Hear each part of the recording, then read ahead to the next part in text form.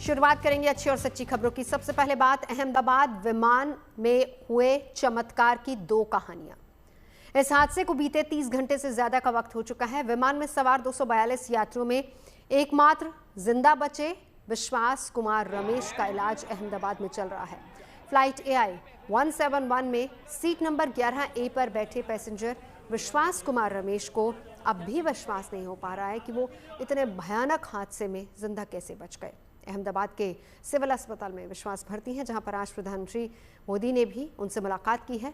10 minute की बातचीत में उन्होंने भी इस इकलौते सर्वाइवर से भीषण हादसे के बारे में जानकारी ली, जिसके घटित होने के बाद विश्वास घटनास्थल से खुद पैदल चलकर बाहर निकले, जिसके बाद उन्हें एम्बुलेंस के जरिए इलाज के लिए अस्पताल भर्ती करवाया गया।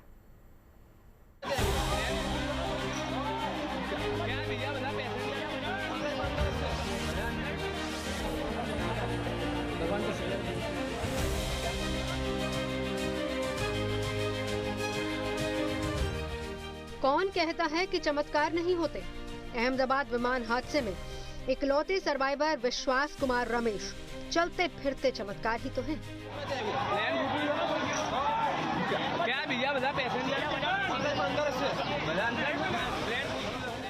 अपने पैरों पर चलते विश्वास का ये वीडियो एयर इंडिया के विमान AI 171 क्रैश होने के तुरंत बाद सामने आया। उस खौफनाक विमान हादसे को 30 घंटे से ज्यादा का वक्त बीत चुका है। उस विमान में सवार यात्रियों और क्रू मेंबर्स में एकमात्र बचे विश्वास का ये वीडियो अब भी असंभव, अकल्पनीय और अविश्वसनीय लगता है।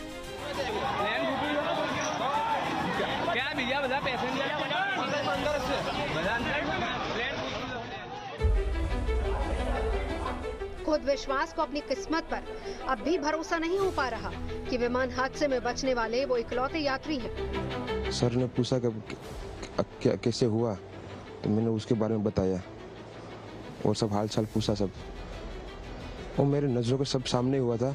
मेरे खुद को भी बिलीव नहीं होता कि मैं कैसे उसमें से जिंदा बाहर निकला, क्योंकि थोड़ा टाइम लिए कि तो मेरे को लगा था कि मैं भी मरने वाला हूँ, लेकिन जब मेरी आँख खुल के मैं देखा ना तो मुझे लगा मैं जिंदा हूँ। अहमदाबाद से लंदन के लिए उड़ान भरने वाला एयर इंडिया का ये विमान टेक ऑफ करने के 1 मिनट के अंदर ही क्रैश कर गया। विश्वास के मुताबिक उससे पहले विमान कुछ सेकंड के लिए हवा में रुक गया। उस क्षण को याद कर विश्वास अब भी कांप जाते हैं। टेक ऑफ के बाद 1 मिनट के अंदर ही जब टेक ऑफ हुआ ना तो सडनली 5-10 सेकंड कैसे लगा जैसे स्टक हो गया वो। बाद में से मेरे को लगा कि कुछ हुआ। बाद में प्लेन में लाइट ऑन हो गई, ग्रीन और वाइट। बाद में वो पता नहीं वो प्लेन टेक ऑफ ज़्यादा करने के लिए वो रेस जो बोलते हैं क्या रेस दिया होगा ऐसा कुछ, और सीधा स्पीड में ही घुस गया। अहमदाबाद के BJ मेडिकल कॉलेज के हॉस्टल पर यह विमान गिरा। विमान का पिछला हिस्सा टूटकर हॉस्टल की छत पर फंस गया, जबकि रफ्तार की वजह से विमान का बाकी हिस्सा इमारत की दूसरी तरफ निकल गया। कुछ क्षण बाद विस्फोट के साथ विमान का यह हिस्सा आग के गोले में घिर गया। आग लगने से पहले जो कुछ क्षण बचे थे उसी में विश्वास कुमार की जिंदगी बच गई। मूल रूप से द्वीप के रहने वाले ब्रिटिश नागरिक विश्वास इसी दौरान विमान से कूद गए और चमत्कार हुआ। तो मैंने ट्राई किया, जब मेरी सीट थे वो मेरी बेल्ट निकाला, मैंने वो ट्राई किया जहाँ से निकल सकता वहाँ से, तो मैं निकल गया वहाँ से। मेरे सामने नजरों के सामने एयर हॉस्टल और दूसरे आंटी अंकल सभी उसमें मैच हो गए थे सभी। मैं जो साइड पे था ना वो साइड हॉस्टल पे नहीं लैंड हुई थी, हॉस्टल के जो ग्राउंड फ्लोर है ना जैसे नीचे वहाँ लैंड हुई थी। तो मुझे दूसरे के बारे में मेरे को पता नहीं, लेकिन मैं जहाँ लैंड हुआ था ना वो नीचे की साइड थी, तो जहाँ वहाँ थोड़ा पेस भी था प्लेन के जब बाहर। तो जब जैसे मेरा डोर टूटा ना सब, तो मैंने देखा ना जब सामने कि थोड़ा इधर पेस है, मैं ट्राई कर सकता हूँ निकलने के लिए, तो मैंने ट्राई किया निकलने के लिए, तो फिर मैं निकल गया उधर, क्योंकि अपोजिट साइड पे थे ना वो बिल्डिंग का वो था ना दीवार, तो उधर से कोई शायद नहीं निकल सका होगा, क्योंकि उधर पूरा उधर ही क्रैश हुआ था। मैं जो जहाँ था वहाँ थोड़ा पेस था, फिर भी मेरे पता नहीं मैं कैसे बचा हूँ, क्योंकि मेरे नज़र के सामने ही सब 2 एयर हॉस्टल अंकल आंटी सब उधर ही सब। जब आग लगी ना मेरा लेफ्ट हैंड भी जल गया थोड़ा। फिर एम्बुलेंस मेरे को उठा लेके इधर आया हॉस्पिटल में।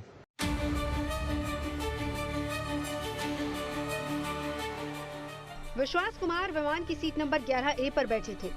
ये सीट विमान के इमरजेंसी एग्जिट के पास थी, जिसकी वजह से ये खास तरह की सीट उनकी जिंदगी बचाने में चमत्कारी साबित हुई। इमरजेंसी एग्जिट के पास आपातकालीन स्थिति में बच निकलने के लिए बड़ा सा दरवाजा होता है। यही वजह है कि इस सीट पर बैठने वाले को विमान के क्रू की तरफ से खास निर्देश दिए जाते हैं। इन सीटों में बैठे यात्रियों को इमरजेंसी में कैबिन क्रू की सहायता करनी पड़ती है, जिससे आपातकालीन निकास द्वार को खोलना या फिर यात्रियों को सुरक्षित रूप से बाहर निकालना भी शामिल होता है। Air hostess before take off होने से पहले आती हैं और समझाती हैं कि उनकी क्या कर्तव्य है कि एग्जिट गेट होगा तो उनको सहयोग करना होगा, क्योंकि अगर जो भी क्रू आएगा उसको खोलने का प्रयास करेगा, क्योंकि वो लॉक होता है, उसको इतना आसानी से नहीं खुलता वो, उसके लिए वो क्रू ट्रेन होता है, वो आके उसको लॉक को खोलता है और फिर गेट खोलता है। तो लॉक, लेकिन ऐसा भी नहीं होता कि उसमें बहुत समय लगे, वो क्रू जो ट्रेन होते हैं वो मुश्किल से 10 से 15 सेकंड में उस लॉक को खोल देते हैं। तो जो सामने बैठा होगा निश्चित रूप से वो जो बैठा हुआ तो पहले तो पैनिक होगा, गेट क्यों खुल रहा है तो पैनिक हो सकता है। नंबर 2, उसको थोड़ी सी जो है सुविधा जैसे कहा जाए कि दिक्कत हो सकती है, परेशानी हो सकती है। तो इन गेट के पास जो लोग हैं निश्चित रूप से उनको बताया गया होगा, ब्रीफ किया होगा कि आप क्या करें। और लेकिन अगर आग लग रही है तो निश्चित रूप से गेट खोलना मतलब आप आग को निमंत्रित कर रहे हैं, तो वो गेट नहीं खोले जाएंगे। गेट वही खोले जाएंगे जो कि आपको आसानी से, सरलता से बाहर निकलने का मार्ग प्रदर्शन कर सकें। तो ये सब जो है बहुत जरूरी होता है कि कौन सा गेट खोलना है, कौन सा नहीं खोलना, क्योंकि पैनिक में आप कोशिश करते हैं कि भाई नहीं खोलिए, मैं यहाँ से कूद जाऊंगा। लेकिन कई बार जो है आप कूद सकते हैं, लेकिन आप सोच रहे कूद सकते हैं, लेकिन वो माहौल नहीं है कि आप कूद पाए। आप अपने पैर की हड्डियां तोड़ सकते हैं, अपना को घायल कर सकते हैं। एयर इंडिया के इसी विमान में विश्वास के भाई अजय भी थे। हालांकि किस्मत साथ नहीं देने की वजह से अजय के साथ कोई चमत्कार नहीं हुआ। विश्वास और अजय भारत में परिवार से मिलने आए थे। परिवार से मिलने जुलने और साथ रहने के बाद दोनों भाई वापस लंदन लौट रहे थे जब यह हादसा हुआ। इस हादसे के बाद इंग्लैंड के लेस्टर में रहने वाले विश्वास के परिवार को खुशी भी है और गम भी। खुशी विश्वास के सही सलामत होने की और दर्द अजय को खो देने का। मेरे पीछे हैं लेस्टर में विश्वास के घर के सदस्य, उनके दोस्त और पड़ोसी। एक तरफ खुशी है कि विश्वास इस वक्त अस्पताल में है लेकिन ठीक स्थिति में है, लेकिन दूसरी तरफ बेहद दुख कि उनके साथ उनके भाई अजय भी थे AI फ्लाइट 171 में, जिनके बारे में अभी कोई भी जानकारी परिवार को नहीं मिली है। हमने अंदर जाके पिताजी और उनकी माताजी से भी बात करी, वो बहुत ही दुखी स्थिति में है। पूरा परिवार भारत की जा रहा है जल्द ही एयर इंडिया की ही फ्लाइट लेकर। एयर इंडिया के विमान AI 171 में कुल 242 लोग सवार थे, जिनमें 230 यात्री और 12 क्रू मेंबर्स थे, जिनमें 169 भारतीय, 53 ब्रिटिश और 7 पुर्तगाली और 1 कनाडियाई नागरिक समेत कुल 230 यात्री थे। विमान के मलबे से फ्लाइट का ब्लैक बॉक्स बरामद कर लिया गया है। उम्मीद ये की जा रही है कि छानबीन से इस खौफनाक हादसे की हकीकत सामने आ पाएगी।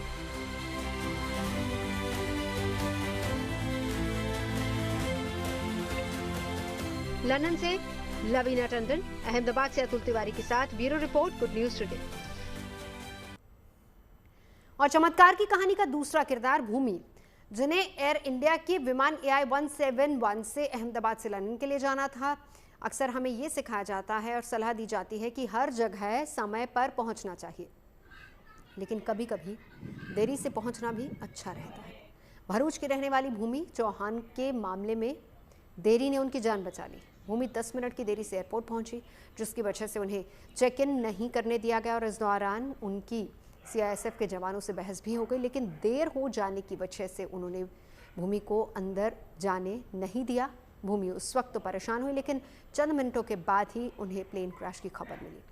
अब भूमि इसे बप्पा की कृपा मान रही हैं। हमारे संवाददाता ने उनसे बात की। अहमदाबाद प्लेन क्रैश में भरूच के भूमि चौहान, जो फ्लाइट 10 मिनट की दूरी से फ्लाइट लेट होने से बोर्डिंग नहीं हो पाए, आज वो महसूस कर रहे हैं कि जैसे उनका पुनर्जन्म हुआ है। आइए उनसे जानते हैं पूरी वाकया क्या है और क्या हुआ था उनके साथ। तो मुझे क्या हुआ था, कल आपकी फ़्लाइट थी जो लंदन की, और आप 10 मिनट की दूरी से फ़्लाइट को अटेंड नहीं कर सके। वो हम लोग थोड़ा बाहर मतलब 1:10 की फ़्लाइट थी और 12:10 को मैक्सिमम उन लोगों का गेट बंद हो जाता है और हमें वहाँ पे पहुँचते ही 12:20 हो गया था, तो मतलब 10 मिनट की लेट पहुँची थी। उसकी वजह से मैं फ़्लाइट पे चेक इन ही नहीं कर पाई और उन लोगों ने मुझे वापस ही भेज दिया, तो इस वजह से मेरी फ़्लाइट मिस हो चुकी थी। 10 मिनट हमें थोड़ा रास्ते में ट्रैफिक और मतलब 10 मिनट से ज़्यादा ट्रैफिक तो हमको बीच में हुआ था, लेकिन यही सब रीज़न की वजह से मैं 10 मिनट लेट पहुंची थी वहाँ पे बस। फ्लाइट मिस हो जाने से आपको कैसा लगा था? At the time flight miss हो जाने से तो यही था कि हम थोड़ा जल्दी आ जाते और मेरी फ़्लाइट मिस ना हो जाती, क्योंकि ऑलरेडी ये इतना हमारा चार्जेस लेके हम जो फ़्लाइट खरीदे तो वो थोड़ा हुआ था एट द टाइम, लेकिन अब तो जो भी हुआ वो अच्छा ही हुआ है। हादसे के बारे में आपको कब पता चला? हम लोग एयरपोर्ट से निकल के घर आ रहे थे वापस, तो उसी टाइम पे हमको गाड़ी में पता चला कि जो मैं ट्रैवल करने वाली थी तो वही फ़्लाइट में ऐसा इंसिडेंट हुआ है। उसके बाद आपको कैसा फील हो रहा था? उस टाइम पे तो मुझे लगा था कि जो हुआ मेरे साथ वो तो बहुत अच्छा हुआ कि मेरे कुछ गुड इंडीड रहे होंगे, उसकी वजह से मेरी लाइफ तो एटलीस्ट बच गई।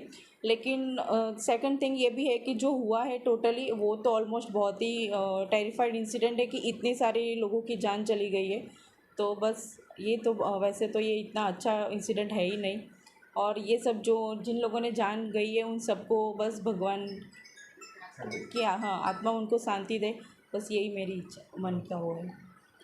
भरूच से ये थे भूमि चौहान जी, जो फ्लाइट 10 मिनट की देरी से बच जाने से उनका आज पुनर्जन्म हुआ है, ऐसा उनका मानना है। विक्की जोशी, भरूच। बात मौसम की कर लेते हैं।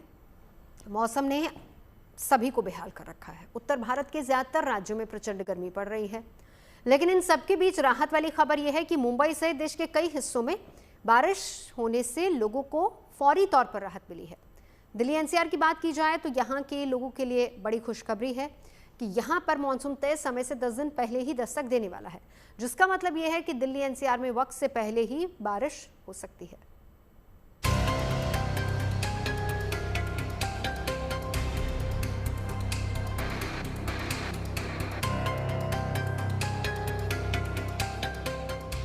दिल्ली, जयपुर और प्रयागराज से आई ये तस्वीरें बता रही हैं कि उत्तर भारत के ज्यादातर राज्यों में प्रचंड गर्मी पड़ रही है। झुलसाने वाली गर्मी ने लोगों को पसीना पसीना कर दिया है। राजस्थान में मौसम का हाल कुछ इतना बेहाल हो चुका है कि सूरज की तपिश बिल्कुल राहत नहीं देने वाली है। आने वाले 2 दिनों में भी ये मौसम बढ़ता चला जाएगा और लू की चपेट में सब लोग रहेंगे। राजस्थान में जयपुर सहित 12 शहरों में पारा 45 पार जा चुका है, जो कि सामान्य से 5 डिग्री ज़्यादा है। तपिश के बीच लोग राहत की फुहारों का इंतजार कर रहे हैं। हालांकि देश के कुछ हिस्सों में बारिश ने तापमान को थोड़ा कम किया है और लोगों को गर्मी और उमस से थोड़ी राहत जरूर मिली है।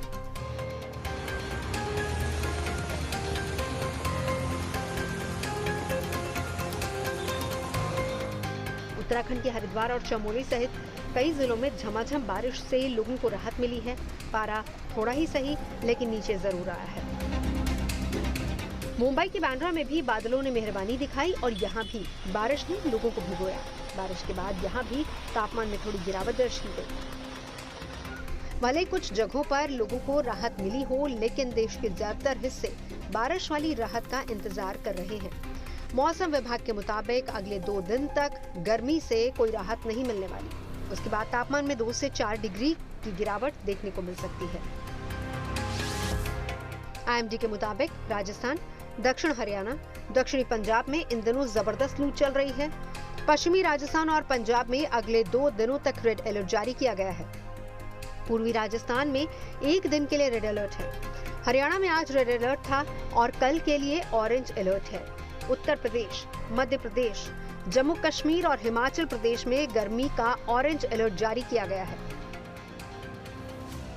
जहाँ तक हीट वेव के बारे में बात है तो इसमें जो सीवियर हीट वेव कंडीशंस हैं वो राजस्थान में चल रही हैं, इसके साथ साथ साउथ हरियाणा में, साउथ पंजाब के कुछ क्षेत्रों में जो है कंटिन्यू चल रही हैं। इसको देखते हुए वेस्ट राजस्थान में अगले 2 दिनों के लिए, साथ साथ पंजाब में अगले 2 दिनों के लिए रेड अलर्ट है, जहाँ पर heat wave severe heat wave conditions हैं, वार्म नाइट कंडीशंस भी कंटिन्यू कर रही हैं।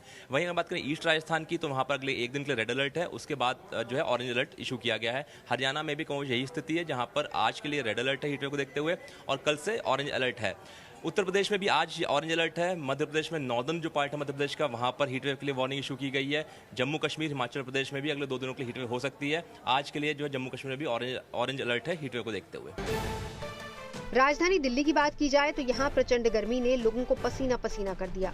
राहत की बात यह है कि जला देने वाली गर्मी से दिल्ली के लोगों को जल्दी ही राहत मिल सकती है, क्योंकि मौसम विभाग के मुताबिक भीषण गर्मी से जूझने के दिन जल्दी ही गुजरने वाले हैं। इस बार दिल्ली में मॉनसून 10 दिन पहले दस्तक देने वाला है और मॉनसून के पहुंचते ही दिल्ली में झमाझम बारिश शुरू हो जाएगी और तापमान में भी गिरावट दर्ज की जाएगी। आने वाले 2 दिन तक मॉनसून विदर्भा, उड़ीसा और बंगाल तक जो है उसकी पहुंचने की उम्मीद है। 2 दिन तक वो उन राज्यों को कवर करेगा। लेकिन अगर बात उत्तर भारत की जाए तो उत्तर भारत में अभी थोड़ी सी देरी जो है वो दर्ज की जा रही है। मौसम विभाग के अनुसार अभी मॉनसून, हालांकि जल्द दस्तक जो एक डेट है दिल्ली में मॉनसून के दस्तक देने की वो 25 से 27 जून है। लेकिन इस बार अनुमान है कि जैसे केरल में मॉनसून ने अपने समय जो तय समय था उससे पहले 10 दिन पहले ही दस्तक दिया था, उसी तरीके का अनुमान है कि दिल्ली एनसीआर में और उत्तर भारत के राज्यों में भी जो है मॉनसून जल्द दस्तक देगा। मौसम विभाग के मुताबिक मॉनसून भारत में सबसे पहले 24 मई को केरल पहुंचा। अरब सागर और बंगाल की खाड़ी में निम्न दबाव के कारण मॉनसून अगले कुछ दिनों में तेजी से बढ़ा और 29 मई तक मुंबई समेत मध्य महाराष्ट्र के कुछ हिस्सों और पूरे पूर्वोत्तर तक पहुंच गया। लेकिन 28-29 मई से 10 से 11 जून तक मॉनसून रुका रहा। अब गुड न्यूज ये है कि मॉनसून ने दक्षिण भारत में करीब 10 दिनों के ब्रेक के बाद फिर से रफ्तार पकड़ ली है। केरल, तमिलनाडु, कर्नाटक, कोंकण और महाराष्ट्र के कई क्षेत्रों में बहुत भारी बारिश हो रही है। मॉनसून मौसम प्रणाली अब इस फेज में रुकने वाला नहीं है और तेजी से आगे बढ़ेगा। अंदाजा लगाया जा सकता है कि मॉनसून देश के बाकी हिस्सों को भी जल्दी कवर कर लेगा। अगले 7 दिनों के भीतर मॉनसून की दूसरी खेप पूर्वी भारत के हिस्सों जैसे कि पश्चिम बंगाल, ओडिशा, बिहार, झारखंड और पूर्वी उत्तर प्रदेश को कवर करेगी। इसके बाद 19 जून से 25 जून के बीच मॉनसून पश्चिमी उत्तर प्रदेश, दिल्ली, हरियाणा, पंजाब और उत्तर पश्चिम भारत के अन्य हिस्सों में प्रवेश करेगा। हीट वेव के बारे में बात की तो हमारा अनुमान यही है कि 2 दिनों तक जो है तापमान में कुछ खास परिवर्तन नहीं होगा। हालांकि उसके बाद 2 से 4 डिग्री सेंटीग्रेड तक मैक्सिमम टेम्परेचर में फॉल हो सकता है। अगर बात करें मानसून की तो मानसून जो है अगले 17-18 तारीख तक, अगले आने वाले तक जो हमारा अनुमान है, जो साउथ इंडिया का क्षेत्र है वहाँ पर एक्टिव कंडीशन में रह सकता है। 17-18 तारीख तक दक्षिण भारत के ज़्यादातर क्षेत्रों में जो हमारे मुख्य रूप से तमिलनाडु, केरला, कर्नाटक, महाराष्ट्र के क्षेत्र हैं, यहाँ पर भारी से बहुत भारी वर्षा जो है कई स्थानों पर देखने को मिल सकती है। इसके साथ साथ अगले 3 से 4 दिनों के दौरान जो है वो अत्यधिक भारी वर्षा, जहां पर जो रेनफॉल है वो 24 घंटे में 21 सेंटीमीटर या उससे ज्यादा भी हो सकती है। आमतौर पर दिल्ली में मॉनसून की बारिश 30 जून से शुरू होती है, लेकिन इस बार मौसम विभाग के मुताबिक बारिश के शुरुआती संकेत अभी से ही मिलने लगे हैं। इसीलिए दिल्ली में मॉनसून की शुरुआत पहले हो सकती है। आज उत्तर पश्चिम भारत में एक नया पश्चिमी विक्षोभ भी प्रवेश कर रहा है, जिससे मौसम में कुछ बदलाव देखने को मिल सकता है।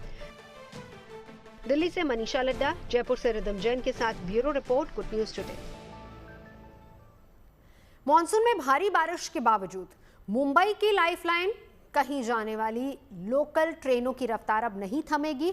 वेस्टर्न रेलवे ने इसके लिए एक बड़ा प्लान तैयार किया है और इस पर जोर शोर से काम भी किया जा रहा था कि मानसून के दौरान बारिश से लोकल ट्रेनें प्रभावित ना हो। बारिश के बाद जलजमाव से मुंबई की लोकल ट्रेनों की रफ्तार पर अक्सर ब्रेक लग जाता है, तो ऐसे में इस बार मानसून से पहले ही वेस्टर्न रेलवे ने ऐसे 10 उपाय किए हैं जिससे ट्रैक बाधित ना हो और ट्रेनों की रफ्तार चलती रहे।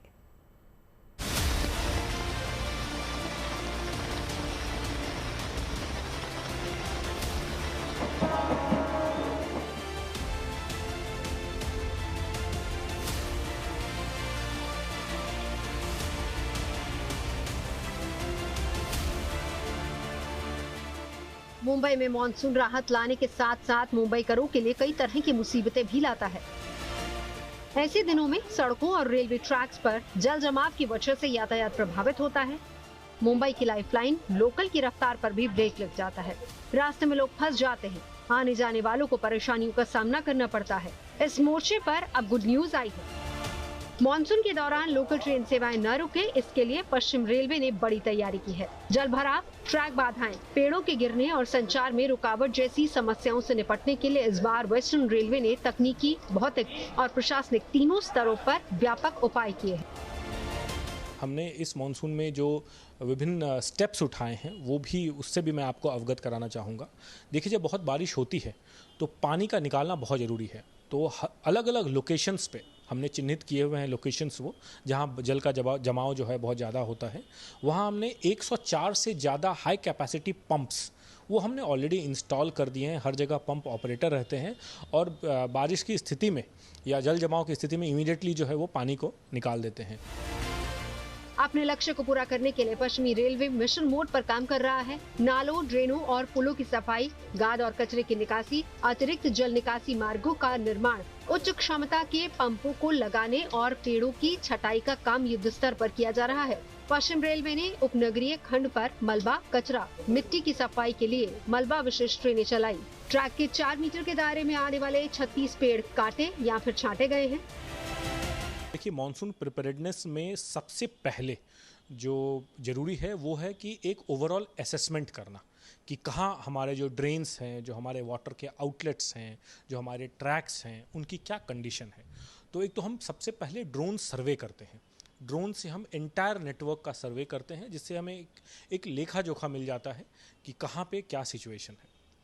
इसके बाद जो है हमारे जो कल्वर्ट्स होते हैं और जो हमारे ड्रेन्स होते हैं उसकी क्लीनिंग, ये बहुत ज़रूरी है। तो हमने इस साल पिछले मॉनसून से इस मॉनसून तक 58 कल्वर्ट्स और मोर देन 55 किलोमीटर्स जो हमारे ड्रेन्स हैं उसकी पूरी सफाई की हमने, डीसिल्टिंग किया हमने। इसके साथ ही ऑलमोस्ट 5 किलोमीटर, 3.5 किलोमीटर नए हमने ड्रेन्स बनाए और करीब 5 किलोमीटर हमने रिटेनर वॉल, जो ड्रेन के साइड में जो वॉल्स होते हैं कई बार वो ख़राब हो जाते हैं, उनको भी हमने बनाया ताकि जिससे ड्रेन में कोई कचरा ना गिरे और वाटर जो पानी जो है बराबर पास होती रहे। बाढ़ से ट्रैक की सुरक्षा के लिए वसई विरार खंड में 4.5 किलोमीटर लंबी रिटेनिंग दीवार बनाई गई है। पश्चिम रेलवे की तैयारियों को देखते हुए उम्मीद की जा रही है कि अब से मॉनसून के दौरान भारी बारिश के बावजूद मुंबई की लाइफलाइन लोकल ट्रेनों के पहिए नहीं रुकने वाले। मुंबई से धर्मेंद्र दुबे के साथ bureau report, good news today. खबरें सच्ची होनी चाहिए, अच्छी खुद ब खुद लगती है। Navjot Sundhawa signing off. आप सुनते रहिए गुड न्यूज, देखते रहिए गुड न्यूज टुडे।